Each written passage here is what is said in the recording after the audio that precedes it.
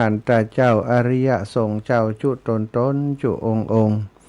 ได้เมตตาแผ่ปารมีมาปกเก่าเกษาปกห่มรักษาครูบาอาจารย์พระมหาเถระพระเถรานุเถระเปื่อนสหธรรมิกสหพรหมจารีทุกรูปทุกองค์ปกห่มรักษาศรัทธาสาธุชนคนดีโยมพ่อโยมแม่ศรัทธาญาติโยมท่านสาธุชนหลายที่สนใจใฝ่ในการฟังน้ำฟังธรรมทุกคนทุกท่านที่ติดตามรับฟังรายการธรรมะสารธรรมยามบ่ายตั้งสถานีวิทยุในเครือข่ายสายบุญคลื่นสีขาวเพื่อชาวประชาซึ่งออกอากาศจากวัดบรรพตสถิตอำเภอเมืองจังหวัดลำปางส่งไปยังสถานีในวิทยุเครือข่ายคลื่นสีขาวที่วัดปากตังเจริญอำเภอดอยหล่อจังหวัดเชียงใหม่ในเมตตาปารมีของท่านอาจารย์พระครูอภิรัตนวิกรมผอ.คลื่นสีขาวท่านอาจารย์มหานพดลสุวรรณเมธีผอ.ผู้อำนวยการเจ้าของสถานีวิทยุคลื่นสีขาวของวัดบรรพตสถิตร่วมกันผลิตรายการสารธรรมยามบ่ายวันนี้จริงๆแล้วเป็นเวลาของครูบาอาจารย์ทุลุงยองเนาะแต่ว่าท่านอาจารย์รู้สึกว่าบ่ค่อยสบายอาพาธเนาะช่วงนี้ก็ต้องพักผ่อนร่างกายก็เลยครูบาอาจารย์ได้แจ้งมาที่อาตมาภาพได้ดำเนินรายการจัดรายการแต่งก็พอดีค่ำคืนที่ผ่านอาตมาได้มีโอกาสไปเป็นเจ้าภาพงานศพของโยมกนกพรหรือว่าน้องรินสายเขียวบ้านนางแลซึ่งเป็นญาติโยมที่สนใจใฝ่ในการฟังธรรมขึ้นสีขาวปฏิบัติธรรมมาปฏิบัติธรรมที่วัดบรรพตเป็นประจำสถาเปิ้นป่วยเป็นมะเร็งแล้วก็ได้เสียชีวิตไปโดยวัย50 ปีอาตมาภาพในฐานะที่คุ้นเคยถือโยมน้องรินเป็นลูกศิษย์ลูกหาเป็นคนที่ อุปถากอุปถัมภ์อาตมาคนหนึ่งเป็นเจ้าภาพงานศพและได้มีโอกาสนิมนต์ท่านอาจารย์ใหญ่พระมหานพดลสุวรรณเมธีไปแสดงธรรมไปเทศน์ในงานศพในค่ำคืนที่ผ่านมามีศรัทธาญาติโยมหลายคนที่ได้ฟังในค่ำคืนบอกว่าโอ้ศรัทธาถามว่าท่านอาจารย์ทุเจ้าที่ไหนมาเทศน์เบ๊ะ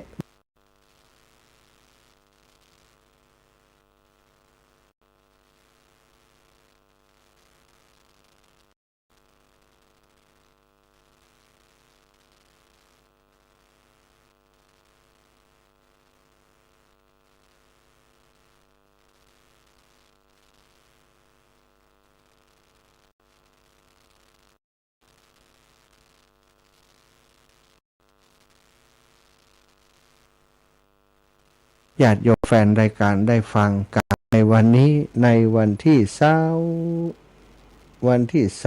นะวันที่20วันนี้วันอย่างสัตย์วันพุธที่20นะวันพุธที่20ก็ศรัทธาญาติโยมจงตั้งอกตั้งใจสดับรับฟังเนื่องแล้วอาตมาจะเข้ารายการสรุปต่อจากท่านอาจารย์ต่อไปเนาะเอาและพร้อมแล้วเชิญเจริญพรได้ตั้งอกตั้งใจสดับรับฟังพระธรรมเทศนาจากท่านพระมหานพดลสุวรรณเมธีสัมปติกัตอัญจลีอันติวรังอาญาจธาสันติตาสัพปาราชกจาติกาเสตุตัมมังอนุกัมปิมังพระชังอารัตนังกะโรมานะโมตัสสะภะคะวะโตอะระหะโตสัมมาสัมพุทธัสสะนะโมตัสสะภะคะวะโตอะระหะโตสัมมาสัมพุทธัสสะนะโมตัสสะภะคะวะโตอะระหะโตสัมมาสัมพุทธัสสะ ยาติจะธัมโมจะยังนิทัสสิโตเปตานะปูชาจะกตาอุลาลาตีเพื่อความเจริญก้าวหน้าและผาสุขขอทุกท่านจงสดับรับคาถาเพื่อนำไปปฏิบัติปัญญาตามสมควรแก่เวลาและนาทีก่อนอื่นก็ขอถวายความเคารพแด่หลวงพ่อพระครูอุดมศิริทัตน์เจ้าคณะตำบลทุ่งฝายเจ้าวาดวัดศรีภูมาตาสมปอยอำเภอเมืองจังหวัดลำปางท่านพระอาจารย์มหาสมชาติชาตปัญโยที่ได้มีเมตตาได้นำศรัทธาสาธุชนมาร่วมเป็นเจ้าภาพ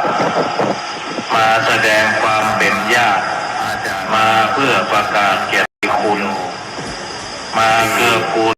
ได้มีเมตตาได้นำศรัทธาสาธุชนมาร่วมเป็นเจ้าภาพมาแสดงความเป็นญาติมาเพื่อประกาศเกียรติคุณมาเกื้อกูลเรื่องความสมัครสมานสามัคคีได้มีมิตรไมตรีแก่ท่านเจ้าภาพขอเชิญชวนคณะ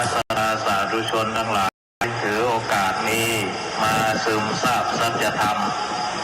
น้อมนำจิตเป็นกุศลเพื่อเอาจะเอาไปใจตนให้เกิดประโยชน์เห็นโทษของความประมาทที่สำคัญก็คือจะได้ฉลาดในการใช้ชีวิตปรารภการบำเพ็ญบุญศพของนางสาวกนกพรสายเขียวหรือยงลิน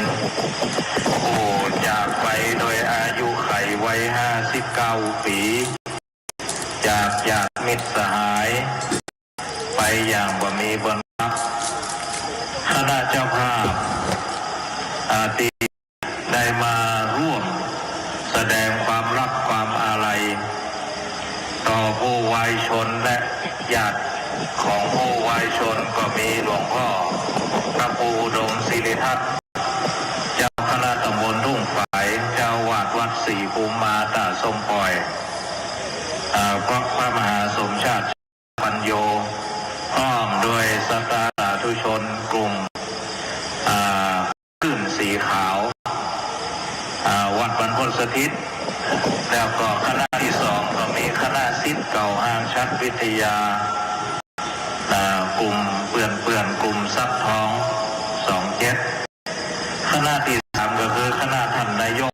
ทวีปกันที่สาพร้อมคณะผู้บริหารสมาชิกสภาเทศบาลตำบลโป่งยางคกศรัทธาสาธุชนทั้งหลายตลอดถึงญาติมิตรอาตมาภาพก็อยากจะได้ปรารภศรัทธาญาติโยมนะที่จะได้วันนี้หลวงพ่อพระครูอุดมศิริทัตน์ก็ดีพระอาจารย์มหาสมชาติก็ดีอาตมาก็ดีได้มาแสดงความรักความอาลัยแล้วก็มาแสดงความเห็นอกเห็นใจคณะเจ้าภาพเนื่องด้วยว่านางสาวกนกพรสายเขียวเนาะเป็นน้องสาวของโยมแม่บุญลอยสายเขียวก็เป็นนักศีลนักบุญนะก็ไปนอนที่วัดบรรพตนอนไปสวดมนต์ไปปากันไปเนี่ยที่นั่งเดี๋ยวนี้แหละเป็นส่วนใหญ่ไปธรรมะขอตัดไปสวดมนต์ไปภาวนาที่วัดเอากับเขากับขากันไปทำที่วัดหดฝึกอยู่อย่างต่ำกระทำอย่างสูงฝึกปฏิบัติธรรมศรัทธาสาธุชนทั้งหลายแล้วก็กลุ่มเนี่ย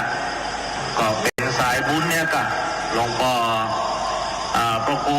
อุดมศิริทัตน์เนี่ยเปิดมีการมีงานวัดไหนก็คือยังไงก็เป็นนักเลงบุญ เลงบุญมาคำนึงร่างกายเจ็บป่วยบสนอ่ะขอได้ไกลบุญไว้ก่อนนะนี่แหละเป็นที่มาที่กระปอสมศักดิ์ที่บุญอดีตนายกเทศมนตรีห้ามชักอันนี้ก็คุ้นเคยกันมาเมื่อน่ะปอสมศักดิ์เนี่ยนะลูกเปล่าวัดก็เอาไปบวชที่วัดบรรพตวัดอาตมาเหมือนกันน้ององค์ประเดี๋ยวก็ได้ขยายธุรกิจไปที่เชียงรายเอาเมืองของเชียงของของเป็นคนขยันขอบคุณก็สมศักดิ์ก็เนี่ยเปิดกับมาได้เล่าให้ฟังว่าโยมลิ้นนี่แหละไปอยู่หน้าบ้านคนนั้นตรงกันข้ามกับหน้าบ้านเปิดที่ห้ามชัดนั่นน่ะเป็นคนที่นิสัยดีเป็นคนดินคนบุญปอสมศักดิ์ถึงมาทั้งวันนะหามากี่คืนละผมมาทุกคืนนะเพราะว่าถึงแม่ก็เป็นญาติแต่ว่าไม่ได้เป็นญาติด้วยสายโลหิตก็เป็นญาติทางธรรมนะเปิดบอกเปิดมีคำคมว่าไม่ใช่ญาติไม่ใช่เชื้อเพราะเรามีความเอื้อเฟื้อจึงเหมือนเนื้ออาตมาถึงเป็นญาติเป็นเชื้อถ้าไม่มีจิตใจเอื้อเฟื้อก็เหมือนเนื้อในป่าดังนั้นติยกสุภาษิตมาคืนเนี่ยก็คือโสยาติธรรมโมจะยังนิทัสสิโตเอาทั้งหลายมากันเนี่ยมาโดยความเป็นญาติธรรมจริงๆญาติเนี่ยมันมี5ประเภทศรัทธาสาธุชนทั้งหลายประเภทที่หนึ่งประเทศเมื่อนั่นนะเดี๋ยวอยู่ไกลตะกี้ก็อ้วนกับมันญาติโยมมาเนี่ยคุณหน้าคุณตาเทพธิดาโมเนี่ยนะไปไหนกับงานนั่นน่ะเตะการซบที่ไหนโอ้ข่าวเอาพักเอาไม่ไปเป็นกันเตะนะนี่ก็คุ้นเคยก็หลวงพ่อนั่นอาจารย์สมชาติเป็นได้ถ่ายทอดสดไปตัวหลวงพ่อว่านั่งนี่ก็โค่นกันเมื่อนั้นนะแกว่าน่ากับมาเตะเนี่ยมาเตะเนื้อเน้นบวชใหม่มาเตะบวชตัวรอดเนี่ยสถาบุรีกับโอ้ข่าวได้โอ้ข่าวเพราะมันเป็นพักเป็นไม่ทำกับเขานี่อยากจะเล่าว่าสถาญาติโยมว่าไม่ใช่ญาติไม่ใช่เชื้อนะถ้ามีจิตใจเอื้อเฟื้อมันเป็นธรรมะเขาเรียกว่าญาติธรรมญาติมันมี5ประเภทที่ทั้งหลายจะต้องแสดงความเห็นอกเห็นใจกันนะโดยความเป็นญาติหนึ่งญาติสามีตาเป็นญาติโดยสายโลหิตเอามือปอสมศักดิ์เอ็นดูนะฟังสบายบางทีก็ปวดแขนปวดนี่นะญาติสาโลหิตาก็คือเป็นญาติกันสายโลหิตอันนี้เขาก็ต้องหักกันนะเลือดต้องเข้มข้นแต่ประเดี๋ยวเนี่ยถึงวันเนี่ยมันบางทีเนี่ยเลือดสายโลหิตเนี่ยบางทีมันอย่างมาแสกแต่ทำให้มันเจือจางมันรุนแรงกับนี้นะบางทีทรัพย์สินของมรดกของไอ้ดำกลายเป็นมรดกเลือดไปอย่างมันจะมรดกทำแต่มันเป็นมรดกเลือดเนี่ยมันมี2แง่ที่ต้องบริหารชีวิตเธอดีนะคุยกันสายดำกับสายขาวบาปกับบุญหรือกุศลกับอกุศลเนี่ย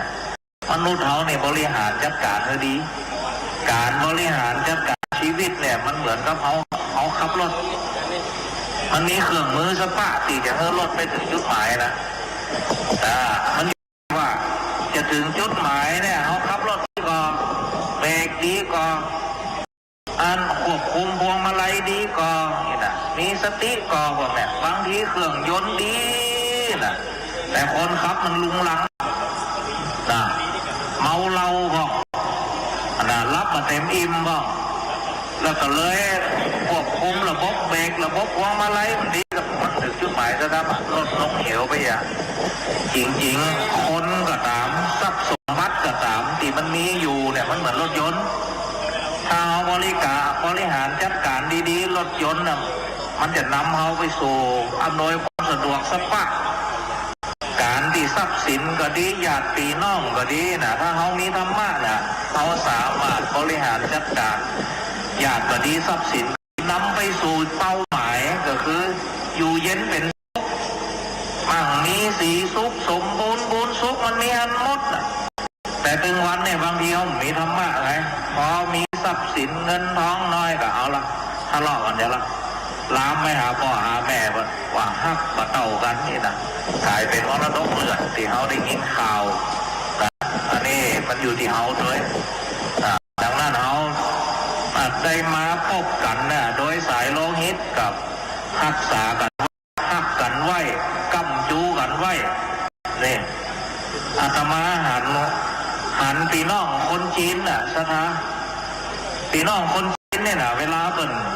สังเกตก่อนสถาญาติโยมเวลาเปิ่นสร้างฐานะได้เนี่ยนะเปิ่นจะช่วยกันลงทุนเนื้อกันแต่เฮาเนี่ยบางทีเนี่ยเกิดจากต้องพ่อต้องแม่มาด้วยกันคอยตามยถากรรมเลิกกินนะอาตมาเนี่ยไปอยู่บนดอยน่ะติวาวีน่ะมีคนจีนนะคนเหย้ากันนะเวลาปีอ้ายตั้งตัวได้น่ะเปิดจะลงทุนนอกเขาเนี่ยบางทีก็ยืมทิ้งอย่าซ่าไอ้น่ะเริ่มต้นเลยถามละทิ้งอย่าซ่าก็ว่า แต่สายเลือดเปิดเข้มข้นน่ะสายจีนสายเหย้าเนี่ยนะอาตมาเห็นละจะได้ว่าเปิ่นหักกันสายเข้มข้นอาตมาไปอยู่บน3 ปีเนาะที่อยู่วาวีน่ะไปสังเกตแล้วว่าระบบครอบครัวเปิ่นเลี้ยงดูกันจะได้ถ้าเหย้านี่นะที่อ้ายมีสวนลิ้นจีสวนส้มนี่นะเปิ่นจะลงทุนจนน้องเบาตั้งเนื้อตั้งตัวได้ก็ก่อยคืนทุนคือพี่อ้ายนี่เปิ่นหักกันแต่นะเปิ่นหนุนกันแต่ถามว่าจะได้ของหักกันระบบครอบครัวเหย้านี่มันแรงมาเนาะถ้าเป็นในยิงน่ะพาญาติโยมสังเกตว่าเสื้อผ้าเหย้าเนี่ยมันเครื่องประดับงามเนาะแต่บางทีมันเย็บ2 ปี3 ปีมันก็ได้นุ่งน่ะกว่าจะตัดเป็นผืนเขาอ่านเนี่ยเนาะเครื่องแต่งย่องต้องเทียนนี่นะพวกที่ต้องเหย้านี่นะอาตมาก็ไปพอวิถีเปิดละเรียกว่ากลุ่มคนพวกเนี่ยมันจะได้ลึกซึ้งเวลาที่อายก้ามน้องก้าฮักกันนะปรากฏว่าถ้าเป็นในยิงน่ะแหวกแต่ย่อมแรงมาเลิกโรงเรียนมาน่ะก็คือปัก15น่ะแล้วกับแม่เป็นศูนย์กลางพี่สาวน้องสาวเนี่ยกับชายทอดวิชากันนะตึงวันเขาฮักกันได้จะได้อ่ะเวลาน้องสาวปักพิษนี่พี่สาวก็ดึงได้แล้วก็ตั้งต้นใหม่นี่เขาเรียกว่าเข้มข้นไงศรัทธาญาติโยมงานระยะว่ามันเลิกดีการปลูกฝังมันทำเข้มข้นสายเลือดดังนั้นก็ขอฝากโมเฮานะบางทีสายเลือดที่เกิดจากสายเลือดเดียวกันนะแต่บ่ค่อยฮักกันบางทีมันกับเป้าหมายถ้าปูนเฮากับบางทีกับสเปสปะไปอย่าบ่ค่อยสมบูรณ์บุญสุขบ่ค่อยมั่งมีสีสุขบ่ค่อยอยู่เย็นเป็นสุขคัดแยกกันเนาะดังนั้นก็ขอโมเฮาอย่างแม่บัวลอยนั่นน่ะป้าน้องสาวไปนะป้าน้องสาวไปมาเป็นมะเร็งอาจารย์เคยกำลังใจเปิดอยู่นะตอนที่ช่วงที่ได้มากราบลาก่อนถือโอกาสพระอาจารย์ก็ให้กำลังใจเรื่องโรคภัยไข้เจ็บนะมันอยู่ที่บางทีสัจธรรมกับคุณธรรมจริยธรรมเนี่ยมันคู่ขนานเนาะสัจธรรมในบางทีเขาหลีกเลี่ยงมาได้ความแก่ความเจ็บความตายมันแบบคำนึงอันนี้เป็นตู้โตเนอะลีกนะอันนี้เป็นคนมีอำนาจเนอะลีกอันนี้เป็นคนมีเงินปัจจัยถ้าสัจธรรมเนี่ยมันตรงไปตรงมาเจ็บป่วยความแก่ความเจ็บความตายมันบอกไว้หน้าน่ะโอ้ยไม่ไว้หน้าแล้วนี่เขาเรียกว่าสัจธรรมไว้หน้าไว้ถ้าเป็นเป็นถึงพระพุทธเจ้าถึงนี้คาถาว่าถ้าหาลาจากปันดิตาพาลาจากจะเป็นคนพาลจะเป็นบัณฑิตจะเป็นคนหนุ่มคนแก่มันความ เจ็บความป่วยเนี่ยมันชอบดีจะลูกหลานเอาตลอดเวลามันจอห้องแหละเนาะนี่จอห้องแต่มันอยู่ที่ว่าเขาอยู่ในท่ามกลางของสัจธรรมความเจ็บโรคภัยไข้เจ็บความแก่ที่พร้อมที่จะมันลูกหลานเขาตลอดเนี่ยนะเขาจะบริหารจัดการมันจะได้นี่สำคัญมีคำคมว่าถ้าเป็นบัณฑิตเอาสิ่งที่เป็นวิกฤตนะมาเป็นโอกาสถ้าเป็นคนประมาณเนี่ยมักจะทำโอกาสให้เป็นวิกฤตดังนั้นถ้าเขาเป็นบัณฑิตเอาสิ่งที่วิกฤตนั่นแหละความเจ็บกาความป่วยกาการพัดผ้ากาเอามาเป็นโอกาสเนี่ยโอกาสพัฒนาพฤติกรรมโอกาสพัฒนาจิตใจโอกาสพัฒนาความคิดบางคนนี่เป็นโรคนะอย่างนั้นไม่ยิงคนหนึ่งที่ออกรายการเนี่ยครับมันอาจารย์หันนะเป็นเม็ดเลือดขาวคือง่ายๆว่าอยู่ได้เหมือนเนี่ยครับพอหูว่าอยู่ได้เหมือนน่ะไม่ยิงคนนี้เนี่ยมาใส่บาตรมาสวดมนต์ก็มาออกกำลังกายพอหูเกาเป็นเม็ดเลือดอย่างโรคภูมิแพ้ในที่สุดเปลี่ยนพฤติกรรมเปลี่ยนความคิดนะตื่นมาว่าเจ้าในตื่นตีสี่แล้วล่ะทำกับเขากับป่าไปเดินที่สวนลุมพินีไม่เอากับหลังที่สวนลุมพินีนะใส่บาตรเซ็ตจิตใจได้จืดมีพลังเซ็ตเดินออกกายนะเดินออกกำลังกายแล้วก็วิธีก็คือนั่งสมาธิสวดมนต์ปรากฏว่าเม็ดเลือดมันสมบูรณ์ขึ้นศรัทธาญาติโยมในที่สุดโรคมันหายโรคมันหายนี่อะไรบางคนนี่ถ้าเจ็บป่วยแจ้งตัวเก่าอย่างนั้นตายวันได้มั่ว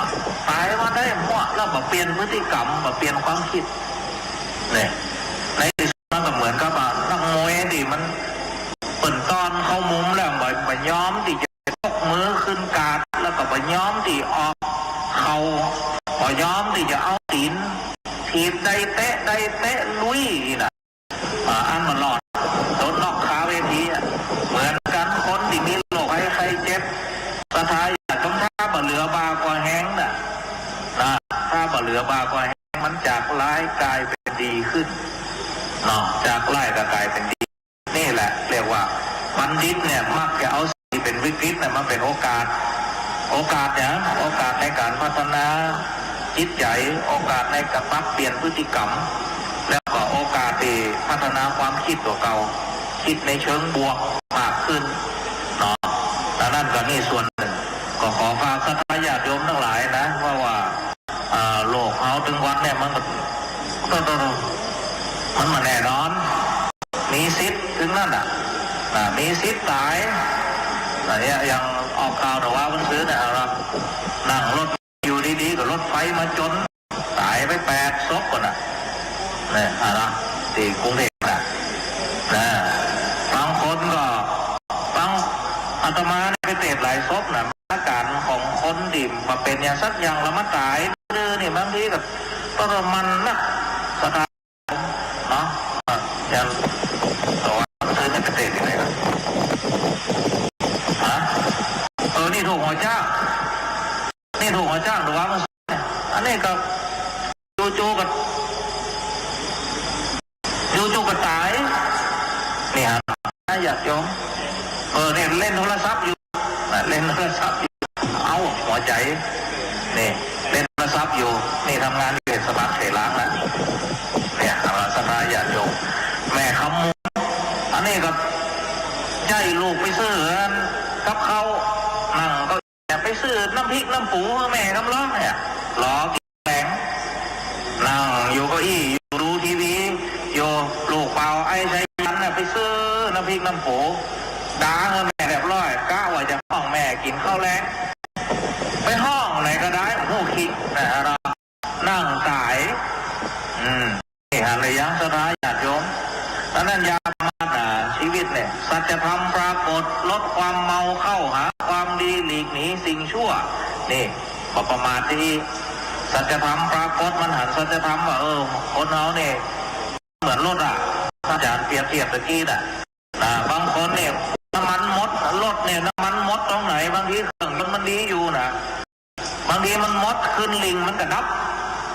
มันได้หมายความว่าเครื่องยนต์มันดีมันดับนะถ้าน้ำมันมันหมดมันดับถ้ามันดับตีโก้งมันถ้ามันน้ำมันหมดตีโก้งมันก็ดับโก้งมันอ่ะชีวิตของเขาก็เหมือนกันบุญมันบางทีร่างกายดีอยู่อายุยังไม่ถึงเตี้ยแต่บุญมันหมดบางทีบุญตอนไปอาบน้ำไม่นะเอาแต่ชอบตายหัวฟาดพื้นตายที่ห้องน้ำบางทีบุญหมดตอนลงบันได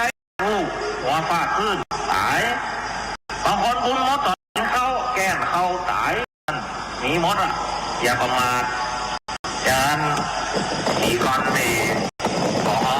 โรงพยาบาลจอดต้องน่ะเนาะอายุ59น่ะเดือนกันยาไป2รู้ยังไงว่าเปื่อนเลี้ยงทรงเกษียณอายุเอกอะบุญหมดตอนกินข้าวหันว่าเอาเข้าใส่ปากก็บอกว่าปากก็ว่าเข้าหลอดลมอ่ะตายในวงเขาเนี่ยบางคนบุญหมดตอนรับนี่เขาจะเห็นเขาว่าไหลตายนะเนาะบางคนรับลวดนี่เยอะแยะนะบางคนเนี่ยบุญวันก่อนดีคนเดียวพึ่งเนาะไปเอาพึ่งเนี่ยนี่บุญหมดตอนอยู่บนต้นไม้นะนี่นะไปเอาพึ่งแล้วก็ต่อยชอบตายอยู่บนต้นไม้นี่เป็นไปได้ทั้งนั้นสตาญาติโยมทั้งหลายอย่าประมาทแล้วเอาความตายเนี่ยมาเป็นแรงบันดาลใจอันยังที่คุณมันมัวกับจัดการเนี่ยมันเอามาเป็นเครื่องมืออุ้ยง่ายถ้าจะโคตรกันก็จะไปโคตรกันเมินถ้าจะงอนกันจะไปงอนกันเมินปาโลกความตายนะมาเป็นแรงบันดาลเกิดกุศลนี่เขาแล้วไม่ประมาทในการใช้ชีวิตแต่เอาทีมันลืมไงจะโคตรไผ่ก็โคตรเมินอย่าเกลียดไผ่ก็เกลียดเมินเนี่ยก็ดังนั้นเอาความตายนะมาเป็นธรรมะโอสถมาเป็นธรรมะที่คัดเกลาจิตใจคัดเกลาความคิดเฮารีบเร่งพระพุทธเจ้าเลยว่ามรณานุสติแม่ก็เป็นยาขนาดหนึ่งที่ใจได้ผลมากถ้าไผ่นึกถึงความตายบ่อยๆก็จะเร่งทำความดีเหมือนนั้นคุณโยมสุภาพงษ์เปิดมองทีวีอาตมายังจับเลยเปิดนึกถึงความตายไหวคนเฮาถ้านึกถึงความตายเนี่ยจะเอาที่เป็นสาระนำมาก่อนสิ่งที่ไร้สาระนี่จะทิ้งอย่างเด็ดขาดเปิดว่าเปิดว่าเยอะเปิดกระยกตัวอย่างพูดว่าวันนี้เป็นวันสุดท้ายของเราสิ่งที่เป็นสาระก็คือต้องไปเลี้ยงพ่อแม่พ่อเลี้ยงเขาพ่อแม่ไปกินข้าวก็พ่อกับแม่สิ่งที่ไร้สาระก็คือลำดับความสำคัญแล้วเปื่อนอาจจะจนไปนั่นไปนี่เปิ้นขอเลือกที่จะไปป้อนข้าวแม่เลือกที่จะไปกินข้าวก็พ่อกับแม่เพราะอย่างเพราะตัวเองเป็นวันสุดท้ายของตัวเองตายนะพร้อมนึกถึงว่าความตายมันจอปุ๊บเนี่ยเปิ้นจะกอดสิ่งที่เป็นสาระอันดับสิ่งที่ไร้สาระนี่ก็จะเอาไว้ท้ายกิจกรรมได้ท้ายแต่ถึงวันในห้องกึศนะเนาะมาจะกึศถึงพ่อถึงแม่คุณวันมายาวันเนี่ยวันเดียวนะปีหนึ่งนะแต่เรานี่ถึงวันน่ะสักแป่งละนี่ฮะเราถ้าเขาคือถึงว่าถ้าเป็นวันสุดท้ายของเขาสิ่งที่เป็นสาระที่สุดดีที่สุดมันคืออย่างไรเขาก็จะเริ่มหันชัดเจนละภาพชีวิตนี่ยกตัวอย่างนะศรัทธาญาติโยมดังนั้นคนบัณฑิตทั้งหลายเป็นถึงว่าเตรียมตัวตายทำตัวเตรียมตัวก่อนตายเหมือนคนเตรียมกายก่อนแต่งเตรียมน้ำก่อนแล้งเตรียมแป้งก่อนเดินทางดังนั้นคนเตรียมตัวจะได้เปรียบถ้าเราไม่ได้เตรียมตัวจะประมาทเหมือนบ้านขาดเสาขาดสายควายขาดเชือกสเปะสปะมาจัดลำดับอย่างก่อนอันยับอย่างหลังสเปะสปะทีเนี่ยก็เอาเปื่อนเอาสังคมลืมเรื่องสุขภาพลืมเรื่องพ่อเรื่องแม่เนี่ยกับ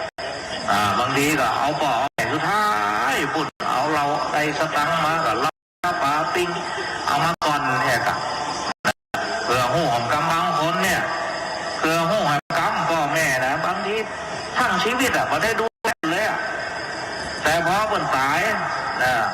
มีแค่ยัง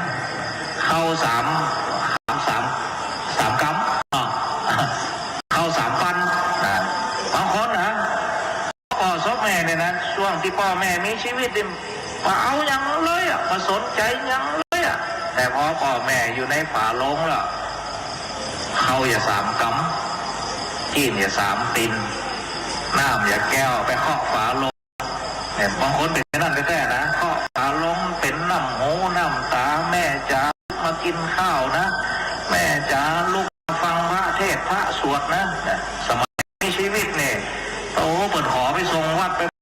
ตึ้มไปส่งนะแล้วมันย้อนแย่งไง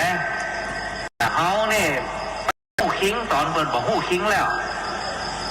หู้สำนึกคุ้นตอนที่พ่อแม่บอกหู้คิงแล้วบางคนนะจะเป็นอาการอันแต่เขาลองย้อนชีวิตแต่น่ะสตาอย่างพ่อแม่นี่จะถามเขาถึงวันน่ะยิ่งลองไปยืนใครมีลูกส่งลูกตอนนี้อนุบาลน่ะลูกหิวไหมลูกอยากกินอะไรถามทุกวันลูกหิวไหมลูกอยากกินอะไรลูกหิวไหมลูกอยากกินอะไรทุกวันนี่ความเป็นพ่อแม่แต่ลูกไม่ค่อยถามมันเนาะแม่ต้องการยังพ่อแม่จะได้ยังก็ประเดี๋ยวนี้มีมือถือแทนที่จะถามเพื่อนนะแต่ไม่ถามคนอื่นดึงนั่นน่ะบางคนเคยอยากจะสกิดให้หมูเอาน่ะบางทีเนี่ยเอาก็เลยลืมน่ะบางคนเนี่ยโน้ตไว้หมดน่ะวันเกิดคนอื่นนี่โน้ตไว้หมดอ่ะวันเกิดเพื่อนฝูงนี่นะหู้แต่วันเกิดพ่อแม่ไม่หู้หรอกที่วันเกิดคนอื่นเนี่ยเตือนนะแฮปปี้เบิร์ธเดย์น่ะวันเกิดพ่อแม่เนี่ยโม่อย่างตึงหลวงอะเกิดวันใดจำใดเนี่ยบางทีเขาก็ลืมเนาะดังนั้นก็จะสกิดให้โมเขาอะในสิ่งที่หลายเรื่องที่เขาทั้งหลายลืมเอามาจัดเป็นอันดับต้นได้แม่พระพุทธเจ้าสอนเรื่องพวกนี้ได้ทรัพย์สินมาแบ่งไว้5 ส่วนนะ1ใช้หนี้เก่า2ให้กู้ยืม3เลี้ยงงูพิษ4ทิ้งลงเหว5ฝังไว้ในดินคนโบราณเปิดเอามาเป็นปริศนาแต่ว่าเป็นคำสอนของพระพุทธเจ้าเนี่ยหมายว่าได้ทรัพย์สินมาครบเนี่ยสมมติได้100เนาะแบ่งเป็นสาว5 ปุ่น1ใช้หนี้เก่าก็คือต้องเอาไปต่อให้แม่พ่อแม่เลี้ยงเขามาหมดแม่กว่าจะถึงฟังกว่าจะมีงานทำน่ะแต่ถึงวันเนี่ยเขาเป็นไรพ่อแม่เป็นนับสุดท้ายหัวรถต้องมาก่อนบ้านมาก่อนนะครับแต่ถ้าเขาสแกนดูเขาจะเกิดจากฝากระโปรงรถแล้วเกิดจากต้องแม่ไปดังนั้นแม่ต้องมาก่อนนะครับนี่เขาต้องบางทีจับลำดับเหตุการณ์จับลำดับชีวิตบางทีมันเอาเปรียบแม่เอาเปรียบพ่อไปขอฝากศรัทธาญาติโยมนะบางทีเขาก็ลืมไปจุดบางทีกับได้ความโง่แล้วมีความโง่สูงแต่ก็ความกตัญญูจืดจางต้องไปทบทวนชีวิตตัวเก่าขาดมันเหลืออย่างเปิ่นบอกว่าวันนี้ก็จะสกิดอย่าน้อยเนาะเพราะหลายหลายครั้งก็แต่ว่าวันซื้อเนี่ยก็ไปคือกำลังใจญาติโยมที่บ้านคนชราน่ะถามไปถามมาก็บางคนก็ให้ถามถึงลูกน้อยก็ให้เนี่ยกับบางทีก็น้อยใจดีบางคนน้อยใจก็คอยดูแลแม่ยังไงพ่อแม่เป็นภาระนึกดูว่าโอ้โหเป็นว่าพ่อแม่เนี่ยมันเหมือนกับเป็นเปรียบเทียบกันดีนะสภาญาติโยมแม่เนี่ยเหมือนฝากองไม่ขีดลูกเนี่ยเหมือนกับหัวไม่ขีดเป็นไรนะเปิดทำไมถึงเปรียบดีเพราะกองไม่ขีดเนี่ยเวลาเอาหัวไม่ขีดไปเสียแปมโซ่นะเอาไปขีดปุ๊บเนี่ยมันจะเกิดไฟทันทีเลยฝากองไม่ขีดแบบมีคำถามว่าไม่ขีดเนี่ยมันมาจากโรงไหนทำจากไม่ชนิดไหนไม่มีคำถามเปิ่นเปรียบเหมือนพ่อแม่เปรียบเหมือนแม่ในเวลามีอาการแพ้ท้องปุ๊บแม่จะ จะเกิดความฮักความเอ็นดูความสงสารกับลูกในต้องทันทีเลยแม่แบบมีคำถามว่าละออนเนี่ยติมาอยู่ในต้องเนี่ยมาจากนรกหรือสวรรค์เนาะแม่มีคำถามมีแต่ความฮักเกิดขึ้นทันทีเลยแล้วแค่ลูกตั้งแต่นั้นเป็นต้นมาถ้ายิ่งต้องใหญ่มาไรเนี่ยนะเคยนุ่งเตียวเนี่ยนะนุ่งละทำไมมานุ่ง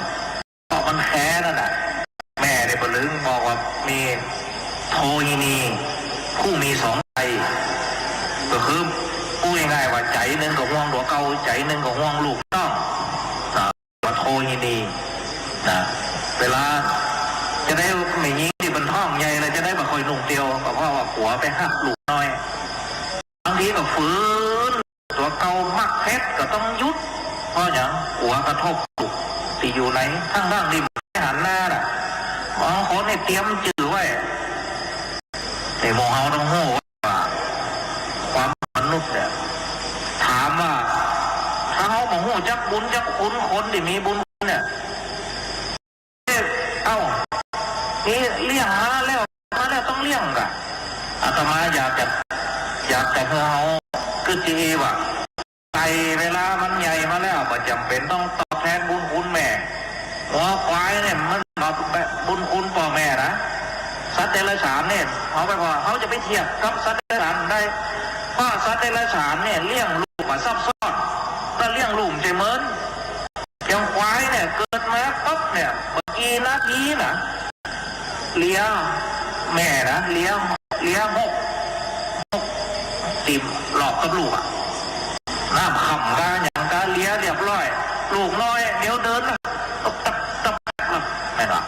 ไก่ก็เหมือนกันไก่เวลาฟักก็ประมาณสัก30ออกมาหากินคนเดียวแม่ก็คอยเป็นปีเลี้ยงอย่างนั้นแล้วนั่นสัตว์เดรัจฉานเนี่ยการเลี้ยงมาซับซ้อนแล้วก็ระยะเวลาเลี้ยงดูลูกเนี่ยเหมือนดังนั้นก็ใหญ่ขึ้นมากับตามไปไม่ปัญหาแต่มนุษย์เนี่ยกว่าจะเดินได้เนี่ย2 ปีคือเกิดมาใหม่ๆเนี่ยมันได้นอนอ่ะเนาะแม่เนี่ยมันได้นอนอ่ะนอนตื่นดังนั้นก็คือ24 ชั่วโมงอ่ะแล้วก็ป่วยเนี่ยก็คือซ้ำให้ตอนลูกป่วยเนี่ยนะดังนั้นเหตุผลที่เขาต้องกตัญญูต่อพ่อต่อแม่ขอฝากหัวเขาเนาะดังนั้นก็วันนี้ก็ถือโอกาสได้มาธรรมะเพื่อเขาทั้งหลายนอกจากมาแสดงภาคความอะไรความกตัญญูต่อชนแล้วในธรรมะต่อเปิดบอกว่าเขาเอาคนตายมารู้เราผู้อยู่ทำตัวเป็นเปลี่ยนก็ได้ข้อคิดหลักธรรมเล็กๆน้อยๆแล้วก็เอาไปปรับเปลี่ยนพฤติกรรมแล้วก็เอาไปเรื่องความคิดตีประมาทอยู่ก้ากับคิดในทางที่ประมาทคิดตะกอนในเอาเรื่องทั้งนอกโดยที่ลืมคนที่มีคุณเจ้าชีวิตเอาคิดใหม่เดินกลับดีกว่าเดินผิดก็จะเป็นคุณูปการกับชีวิตคุณูปการต่อคนที่อยู่ตั้งหลังเอาละวันนี้ก็ได้ปรารภเรื่องคุณงามความดีของผู้วายชนก็คือนางสาวกนกพรใสเป็นที่อุ่นอกอุ่นใจเนาะโมเฮาทั้งหลายมาร่วมเป็นเจ้าบรรเทาความเศร้าโศกว่าเป็นครอบครัวใกล้ชิดสายเดียวกันก็ได้เห็นตามเมตตาสังพระสงฆ์องค์ข้าเจ้าสมัยนี้หลวงพ่อพระครูอุดมศิริทัศน์วัดศรีภูมิตำบลลุงฝายใกล้ๆเสด็จวัดหลวงพ่อนะแล้วก็พระอาจารย์มหาสมชาติชาตะคุณพร้อมญาติกลุ่มสีขาวก็ได้มีเมตตาได้มาให้กำลังจิตกำลังใจด้วยบำบุญเป็นกุศลเพื่ออุทิศไปหายังดวงวิญญาณนางสาวกนกพรต่อแต่นั่นก็ยังมีซิปต่อห้างชัดวิทยาเปื่อนกลุ่มซักทองปี27คณะที่3กับคณะนายกทวีปกันที่3พร้อมโดยคณะผู้บริหารสมาชิกสภาเทศบาลตำบลปงยางพกมาร่วมบำเพ็ญบุญกุศลเพื่ออุทิศดวงวิญญาณของนางสาวกนกพรสายเขียวก็ขอให้ดวงวิญญาณของนางกนกพรสายเขียวหรือโยมลิ้นได้มาอนุโมทนาเสวยบุญกุศลเป็นทิพยสมบัติในทิพยวิมานสมดังเจตจำนงคณะเจ้าภาพ ทุกประการอาตมาภาพเทศนาธรรมมาก็สมควรแก่เวลาก็ขอยุติลงไว้แต่เพียงเท่านี้เอวังก็มีด้วยประกาศนี้สาธุธรรมเทศนาธรรมบรรยายจากทางท่านพระมหานุปดลสุวรรณเวทีผู้อำนวยการวิทยาลัยสงฆ์นครลำปางเจ้าวัดวัดพรพุทธสิริและก็เจ้าคณะอำเภอวังเหนือกระจบปันไปแล้วนะครับแต่ตอนนี้ไปก็จะได้กราบนิมนต์นะครับ